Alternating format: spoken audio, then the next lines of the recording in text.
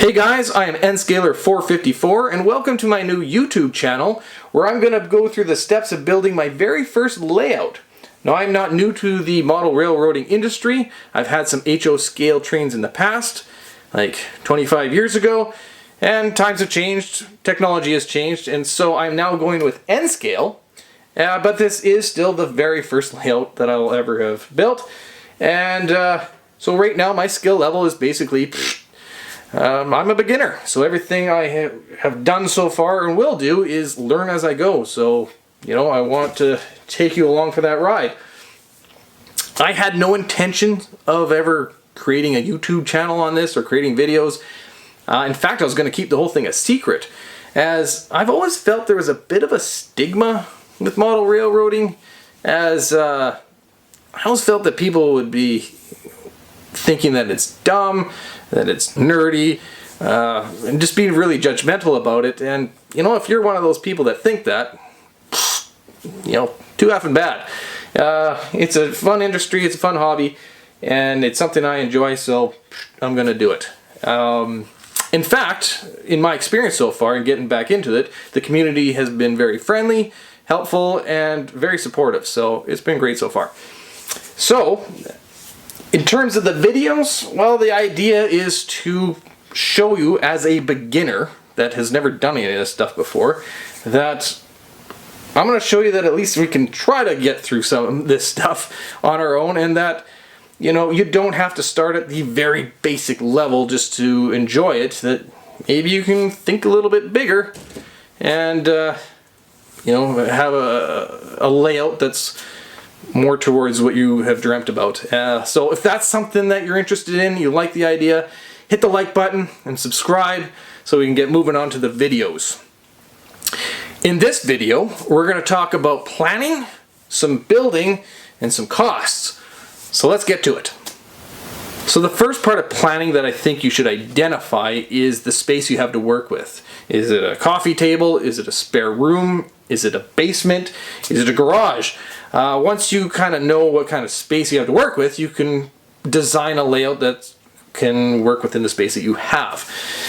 An easier part of the planning is figuring out what scale you want to go with. Now, I went with N scale because I can get more out of a smaller area than I can with HO. And it's simple as that.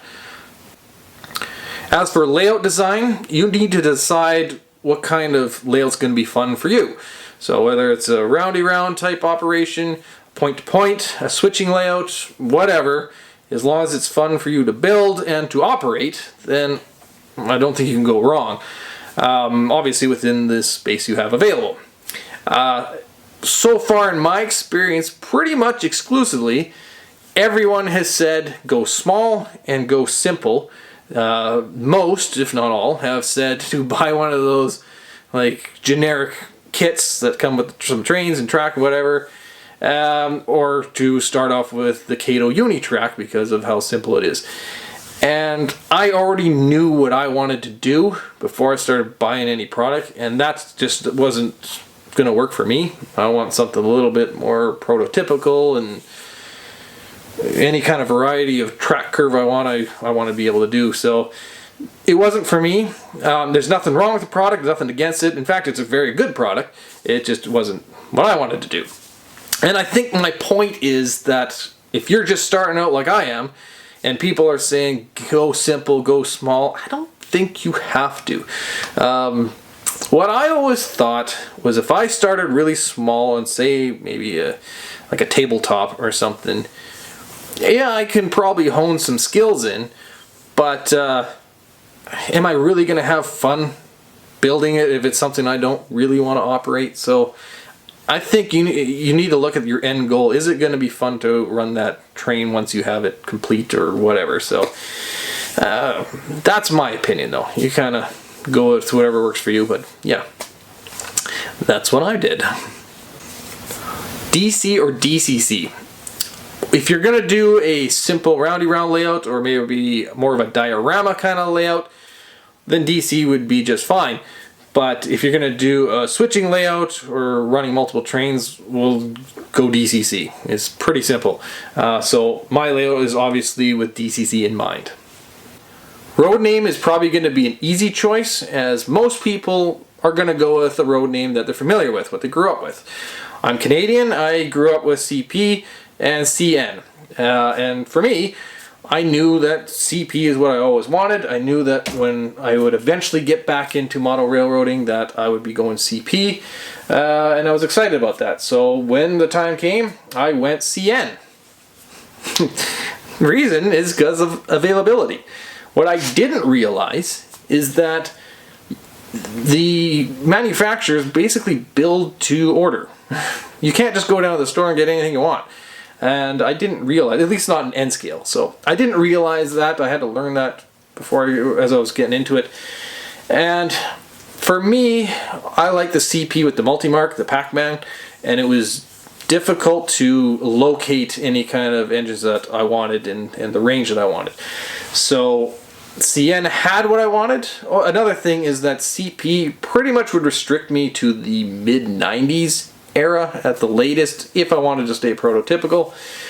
Whereas CN, not only did I have the range of engines, but I could go modern if I so choose. So just one of the things to think about, and CN is what I did. But I did buy some CP. I had to. The last part of planning is the budget, and budget is always going to be part of the conversation when you're getting into a new hobby or project, as it should be, unless you're rich, in which case, if you are, good for you. But for most of us, the budget is part of the thought process. And from what I'm seeing and what I'm thinking is the budget in model railroading is not as impactful as some other hobbies out there. And what I mean by that is, like, don't get me wrong, this hobby is expensive, bloody expensive, more than I thought. But you can stretch that budget over a longer period of time.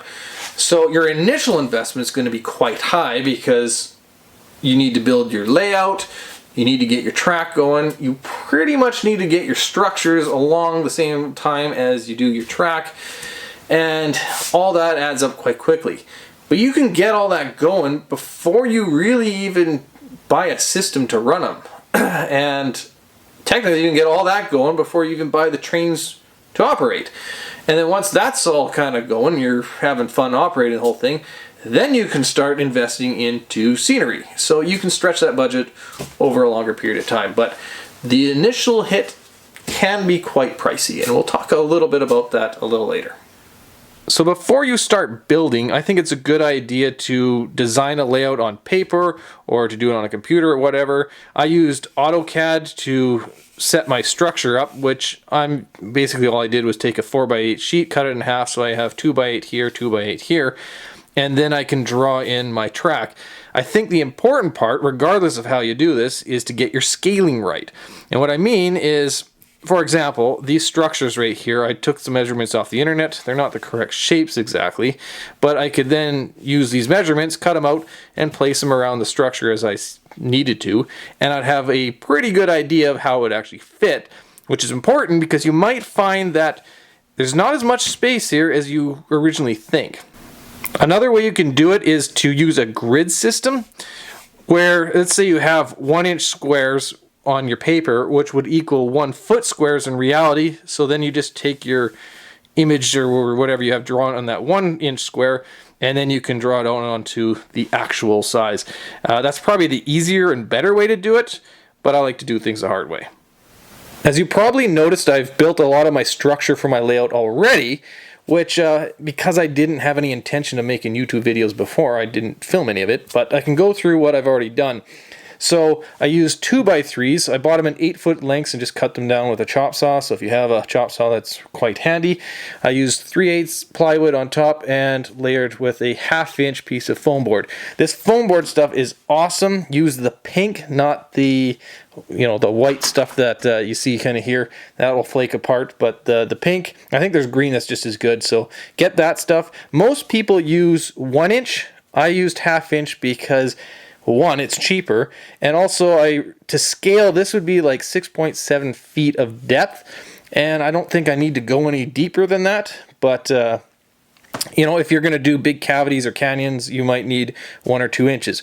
Another point to make is if you're going to do electric switches underneath the table, that's going to be hard for those pins to go up the thicker this gets. So I think keeping this part thin is a benefit.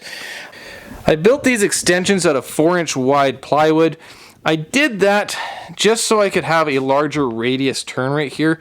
Now I'm not going to run the longest trains, but I'd like to at least have about 20 cars on them. So the longer the train, you're going to want a larger radius. You always want a larger radius, but I think it's definitely going to look better and more realistic, I guess, if you can get a bigger turn in. So I can fit these on, which isn't too difficult.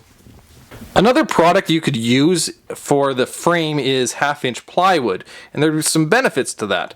So this line here, or these two lines right here, that marks where my 2x3 is that goes across. And the problem is say I have a switch that goes right in between that. Well, if I'm running an electric motor or electric switch motor underneath, that's going to be very difficult to get it to actually operate the switch. Whereas if this is only a 1/2-inch wide, it's going to be less of a problem when figuring out my track layout. So it's just something to keep in mind. Another thing to consider when you're designing your layout is your table height. Are you going to be standing to operate it, sitting down, a combination of both? For me, I'm primarily going to be sitting down, but I'm going to walk around sometimes. And so I made 36-inch legs, which in hindsight, I probably should have gone 34 inches.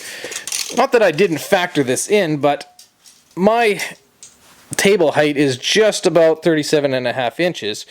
And when I'm sitting down, my eye level is a little lower than I would like to, because, I mean, N-scale trains, they operate quite low. And so, I mean, I can get a taller chair, I guess, but it's just something that you should factor in before you build it all together. Obviously, you want your layout to be as level as possible, and if you have an uneven floor like I do, the 2x4 legs alone are just not going to work that great. So I picked up these suckers off of Amazon. I think they were 8 for 35 bucks. I'll leave a link in the description. But they've been really handy. They just go on each leg, and then you can adjust each corner to make it like as level as possible. So it works pretty good. One design feature that I implemented was the ability to separate the two halves if I need to. So say I ever move and I gotta get this sucker out of here, I can actually take it apart, get it up the stairs and out the door. So the structure is simply held together with some bolts that go through right about here and here, just some 1/2-inch bolts and some dowels to keep the alignment together. Obviously, once this is all laid with track and scenery, that's gonna be much more difficult, but I definitely want to have that ability to remove it if I need to. So we talked about the planning, we talked about the layout and the things I've done so far. Let's talk a little bit about costs. And I mean actual costs. We talked about budget earlier, but actual costs and what I've spent so far, just on the layout structure and the foam and whatever, I spent about $130, that's Canadian. The track, I tried to buy what I would think is going to supply the whole plan. That was $700. So just those two things alone, I'm what, almost 850 bucks. So, and then when you factor in some other things, like that didn't include these incline kits, which are, you know, like if you get them from the States, they're like 15 bucks. They're cheap. But any case, I'm climbing up to $1,000 quite quickly. So it gives you a bit of perspective what it costs to get started on it. I don't know how much I'm going to divulge in future videos in terms of costs, but especially since you guys are going to be ordering the same things that I ordered. So if you see me building the kit, you can go online and see how much it costs. So anyways, that's it for this video. If you guys liked it, hit that like button, subscribe for future videos, and I'll see you next time. Thanks for watching.